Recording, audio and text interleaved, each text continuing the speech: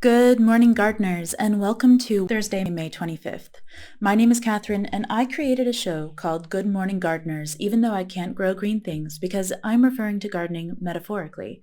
We're planting the seeds for a better day. We're starting our day by getting in the right mindset to cultivate a better life for ourselves, better communities, and a better world. From today through May 31st is the International Week of Solidarity with the Peoples of Non-Self-Governing Territories. In the UN Charter, a non-self-governing territory is defined as a territory whose people have not yet attained a full measure of self-government. In 1946, several UN member states identified a number of territories under their administration that were not self-governing and placed them on a UN list. As a result of the decolonization process over the years, most of these territories have been removed from the list, and today there are 17 non-self-governing territories remaining. The goal of this week is to apply pressure on the governing powers to protect and respect the rights of the peoples in these territories to their natural resources and their property rights. You can learn more about this international observance and decolonization at the link I've put in the description of this video. Before I continue, I want to remind you that this will be the last episode of Good Morning Gardeners until Wednesday, May 31st. I am going to be taking some much-needed time off, and I hope to return to you refreshed with new ideas and maybe some new experiences to share as well. So this morning, I am going to begin by speaking to you a little bit about an obsession of mine. And I usually don't talk about this because it can be, I think it can be too challenging to people. But basically it is the relationship and the contrast between scientific thinking and magical thinking. So basically like between woo-woo and, very logical thinking, or as I said, scientific. Now, I was raised in a very religious family, and, as a child and all throughout my teenage years, I was very, very devout, and I was very much engaged in what I would now consider a form of magical thinking. And then when I moved out, I sort of very suddenly and quickly deconverted, and I had this like backlash reaction to not only all religions, but also all magical thinking. And magical thinking, as I define it, is essentially the belief in something that you cannot see. And what I've come to understand at my wise old current age is that it is basically impossible to live life as a human without ever believing in something that you can't see. So now, as I look back on this time of like my early adulthood, I kind of cringe at just my perspective. As I said, it was a backlash, and I was very, very, very judgmental about people who I maybe would have called derogatory names, like, because I was judging them for what they believed. But the truth is that the human experience is just so varied and challenging, and the way that we all see reality, it's not accurate, no matter who you are at this point in human history, because as we all know, science can be wrong, like theories can be wrong. Studies can produce either inaccurate results or results that don't really help the way that or don't really help try and answer the questions that we're trying to answer. Things like that. And, I think it's really, really common for people, no matter whether they're on the scientific side or the magical side, as I think of it, if they're at either extreme pole or extreme end, they tend to associate that very strongly with their identity. And then they're usually quite judgmental about people at the other end of the spectrum. And what's funny to me is one reason I like to think about this is that there's quite a bit of overlap between scientific thinking and magical thinking. This always makes me think of that quote, any sufficiently advanced technology is indistinguishable from magic. While I do think that that quote is true, I would actually say that anything that you don't understand, if it works well, it looks like magic. It doesn't necessarily have to be a technology. It could just be a natural phenomenon or a mechanism of the human mind that can look like magic. And of course, this morning, what I'm thinking about specifically is manifesting. Because manifesting, I think, is very interesting because it exists in this kind of like cross-dimensional space between magical thinking and scientific thinking. On the one hand, it's all about, energy and vibes, which are spoken about, which the energy and vibrations are scientific, but the way that they're spoken about is not scientific usually in the manifesting communities.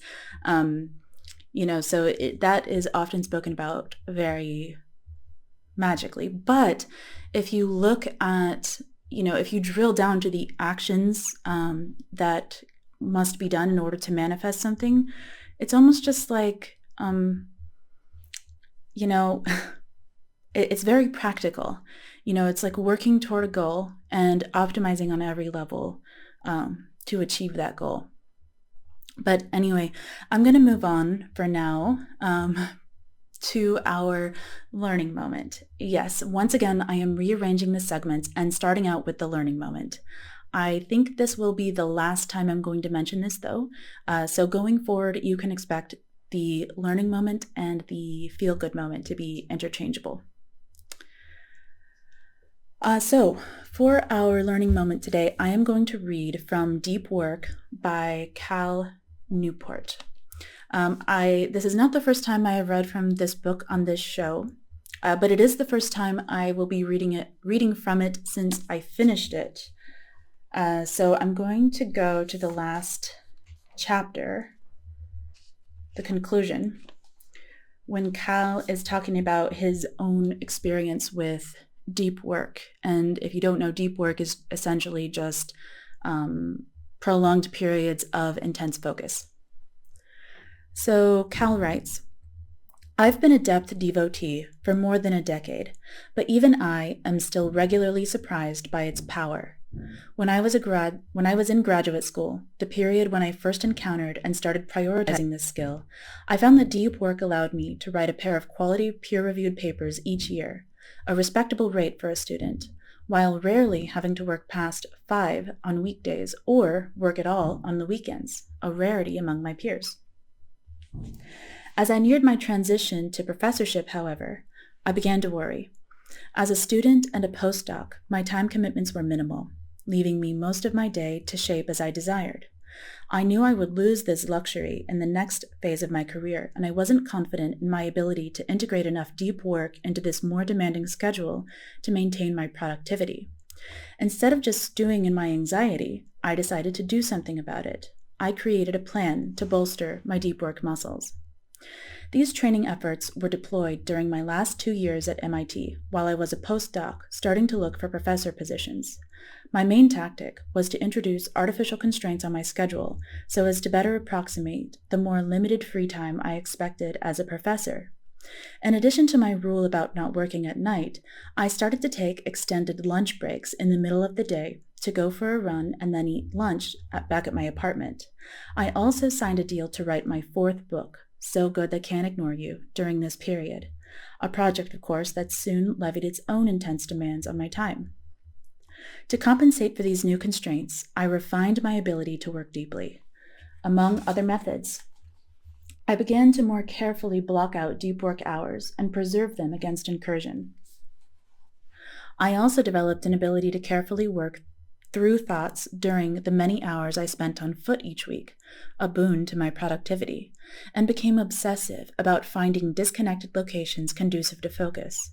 During the summer, for example, I would often work under the dome in Barker Engineering Library, a pleasingly cavernous location that becomes too crowded when class is in session, and during the winter, I sought more obscure locations for some silence, eventually developing a preference for the small but well-appointed Lewis Music Library.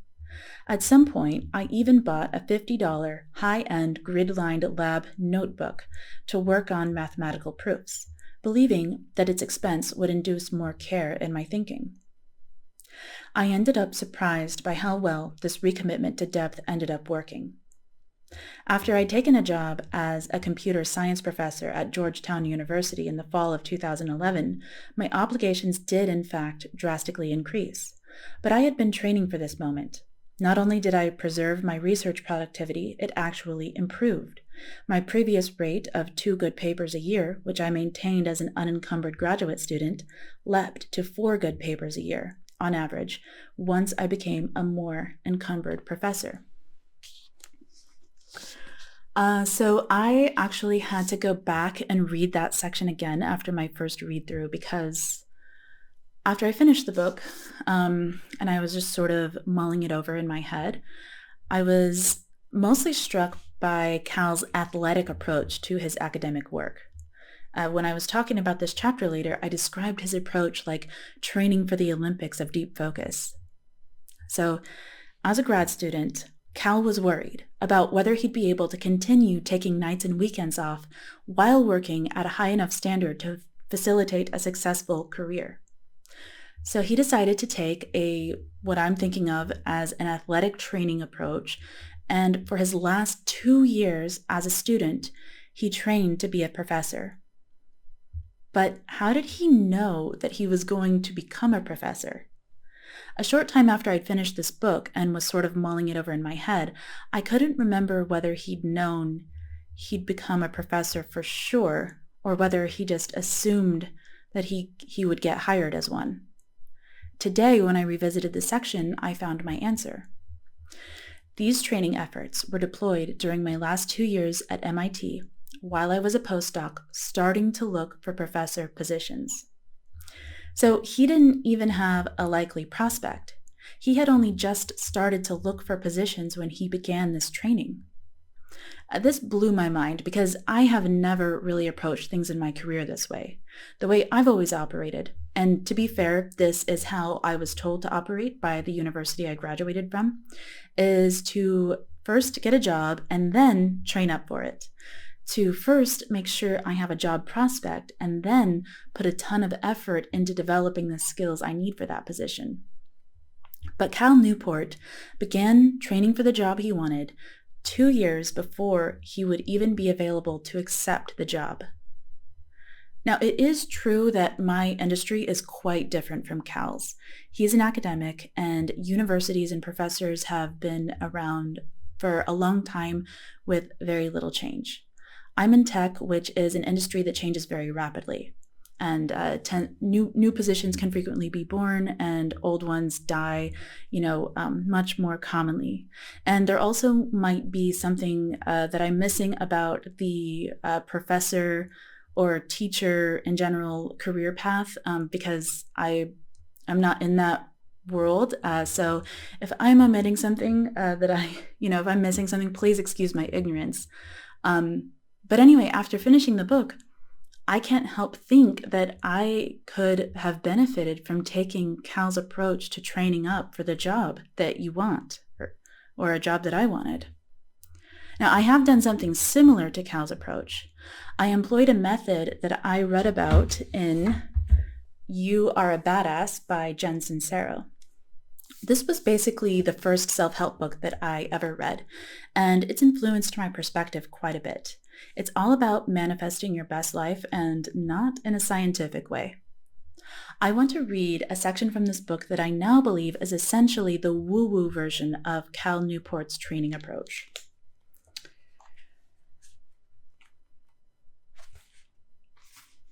Okay, so this is in a section called Act As If.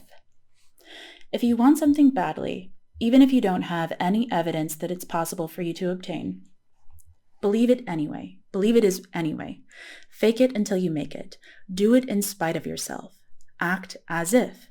If you have an intense, undying desire to hang poolside with the President of the United States of America, think about the things that a person hanging poolside with the leader of the free world would do.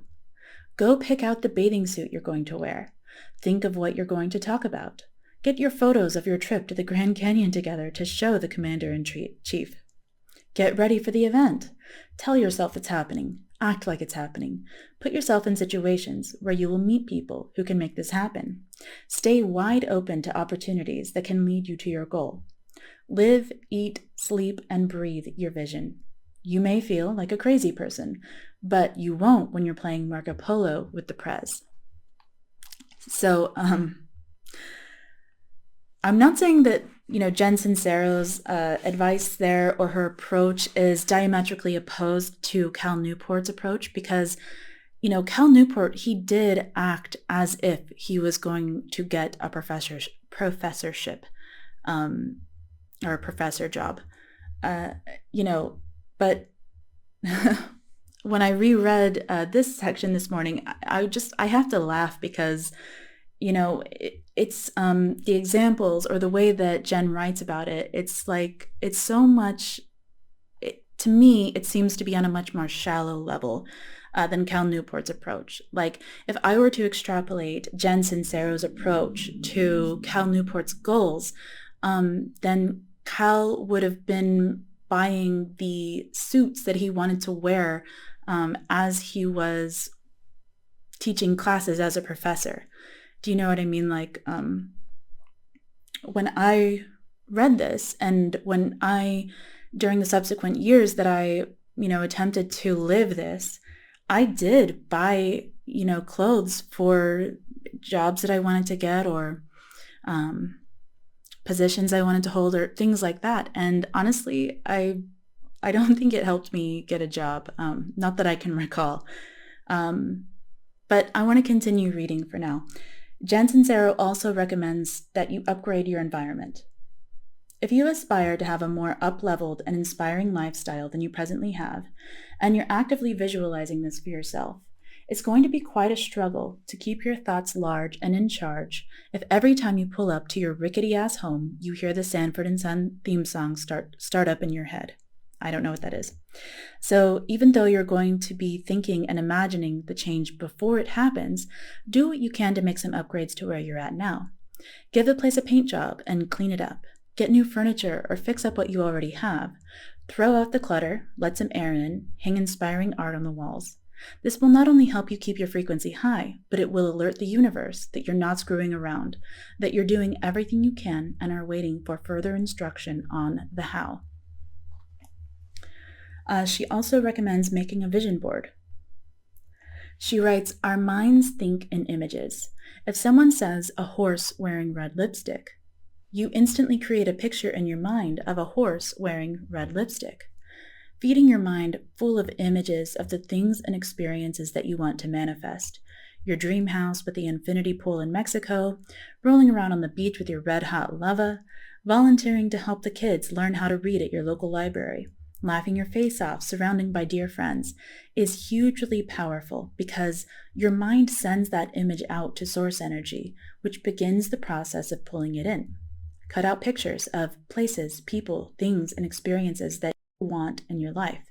Paste them onto a board and hang it somewhere where you'll see it all day long. I've seen people have completely insane results with this. They've manifested, down to the tiniest details, the exact home or piece of furniture or place of employment that they put on their board. It's freaky, and it's super easy. It's like having a craft day with God. Give it a shot. So yes, as I said, in the years that followed, and I, adopted her approaches in my life, I have made so many mood boards. I still have a mood board habit today. I make one every few months just for overall where I want my life to go. And I'm not saying that this is not a good approach. I am still going to create a mood board every few months, probably. And, I still think that there's a lot of value in Jen Sincero's words. But to me, the way I see it, the difference between Jen Sincero's manifesting approach and Cal Newport's training approach is stark, to say the least. These are two different authors from two very different industries whose lives are very different from one another. Jen, I believe, is from California, while Cal is clearly an East Coast guy. They are both successful, though. They've each landed upon the strategy that works best for them as individuals, and they've each written books instructing everyone else to adopt their approach. I think that ultimately everyone has to find the approach that works best for them as a unique individual. So I'm definitely not saying that one approach is better than the other. And actually, I think optimally, at least for me, I would recommend adopting, different pieces of each different approach for how it can best serve you. But it really blows my mind that when I was making mood boards, Cal was writing academic papers and signing book deals. And I think I want to start writing more and making fewer mood boards, if you know what I mean. So for our feel-good moment today, I want to read a couple quotes to you from You Are a Badass, but not quotes by Jen Sincero. One of the things I like about this book is that she included really quality quotes by other people at the beginning of each chapter. At the beginning of the chapter I read from today is a quote from James Allen, who Jen says is an old-timey author and a self-help pontificator. It says, "Mind is the master power that molds and makes, and man is mind, and evermore he takes." Let me start over. I think I butchered that. Mind is the master power that molds and makes, and mind, oh my God, one more time. Mind is the master power that molds and makes, and man is mind, and evermore he takes, the tool of thought, and, shaping what he wills, brings forth 1,000 joys, 1,000 ills. He thinks in secret, and it comes to pass. Environment is but his looking glass. So I really like that quote because I do think it's true. I do think that your mind holds an incredible amount of power over your life. And obviously that is something that Cal Newport would agree upon as well. And it's also so cute that it rhymes. I love that. So at the beginning of another chapter, I'm going to read a quote to you that Jen has attributed to Albert Einstein. Although you can never be sure. I'm never sure when I see or hear a quote that someone attributes to him because he's so famously, so frequently misquoted. But regardless of whoever originally said it, I love this one. It says, "Reality is merely an illusion, albeit a very persistent one." And yeah, that kind of goes hand in hand with the previous quote that, your mind has so much power over you. And, I would even go so far as to agree that your mind does create your reality. For our focus moment today, I want you to think about the reality that you've created for yourself.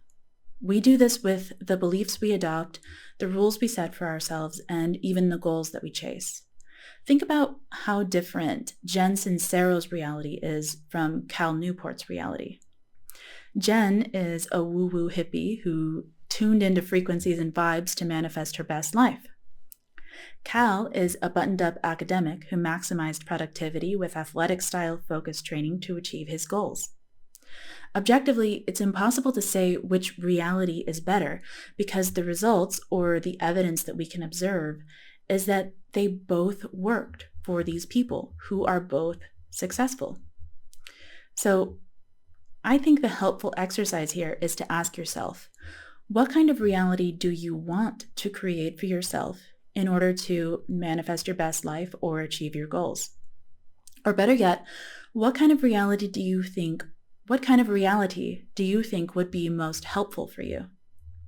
For years, I was all in on the Jen Sincero approach, but after reading deep work, I'm starting to think that a more grounded approach would work better for me. And of course, only you can say which approach is best for you. I hope you found this helpful, and I hope you have a wonderful day. I will speak with you again on Wednesday, May 31st.